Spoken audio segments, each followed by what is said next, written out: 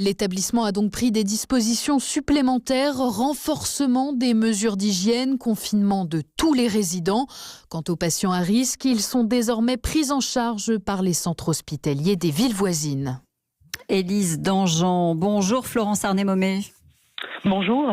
Merci d'être avec nous. Vous êtes la présidente du SINERPA, le syndicat national des maisons de retraite privées. Sur les mesures pour empêcher le virus de circuler dans les EHPAD, ces 20 morts, c'est une angoisse supplémentaire, j'imagine, dans votre profession. Oui, de toute façon, depuis plusieurs semaines maintenant, nous sommes extrêmement mobilisés. Depuis le 24 février, au niveau des adhérents du SINERPA, nous avons recommandé de mettre en place des mesures barrières dès le départ et nous encourageons la grande majorité des EHPAD qui sont encore épargnés à ce jour, de les renforcer plus que jamais, ces mesures barrières, en privilégiant de plus en plus le confinement en chambre, le service en chambre, le faire en sorte et organiser les plannings de manière à ce que ce soit le personnel qui se déplace. Un confinement peut être organisé par étage, également autour des unités protégées, puisque nous accueillons également des personnes déambulantes. Donc nous nous mettons en action pour continuer plus que jamais à faire barrage au virus, également avec des protocoles de désinfection de tout ce qui entre en EHPAD. Ça peut être les livraisons, il faut avoir un grand souci des vêtements du personnel qui arrivent de l'extérieur, il faut mettre en place des sas de déshabillage. Donc il y a toute une organisation à mettre en place jour après jour dans tous les EHPAD de France pour continuer au maximum à faire barrage.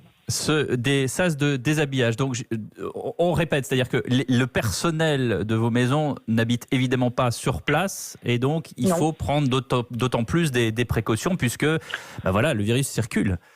Absolument, absolument. Et on sait bien que les vêtements du personnel qui viennent de l'extérieur, quand ils prennent les transports, peuvent être vecteurs. Donc il faut aussi penser à ça. Donc il y a toute une nouvelle organisation à mettre en place. Florence Arnay-Momé, pardonnez-moi, mais je pense que les auditeurs le savent, on n'est pas en mesure de réaliser un reportage en ce moment in situ. Racontez-moi comment ça se passe un sas de déshabillage. En plus, là, il faut les créer parce qu'en général, ils sont, on ne les met pas en place. On a des vêtements, des salles pour les vestiaires du personnel, mais elles ne sont pas en dehors de l'établissement. Donc là, il faut, au contraire, avec les moyens du bord actuel, ça peut se faire par d'autres entrées, puisqu'on a d'autres entrées. En EHPAD, on n'a pas qu'une entrée principale, donc il faut justement mettre en place éventuellement. Et c'est un appel que vous lancez. Ah oui, oui. Au fur et à mesure, c'est des recommandations que nous faisons au fur et à mesure de la découverte de l'impact et de ce que nous devons mettre en place. Aujourd'hui, nous avons commencé dès le 24 février à mettre des mesures barrières, mais nous les renforçons progressivement.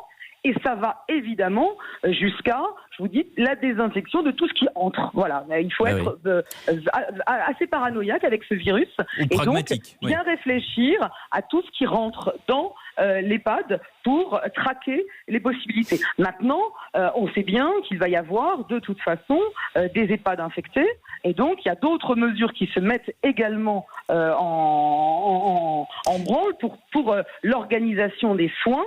On voit bien que dans les EHPAD infectés, on a deux types de caractéristiques. On a des résidents qui peuvent décompenser rapidement, vous l'avez dit, et vous l'avez, c'est le cas dans l'EHPAD des Vosges. Et puis on a aussi une série de résidents qui peuvent être porteurs, mais stables, et que l'on peut maintenir en EHPAD, voire même aider et soigner en EHPAD. Et on a également toute une série de résidents qui n'est pas infecté ou qui ne va pas l'être. Donc on a également en EHPAD 3 types de cas.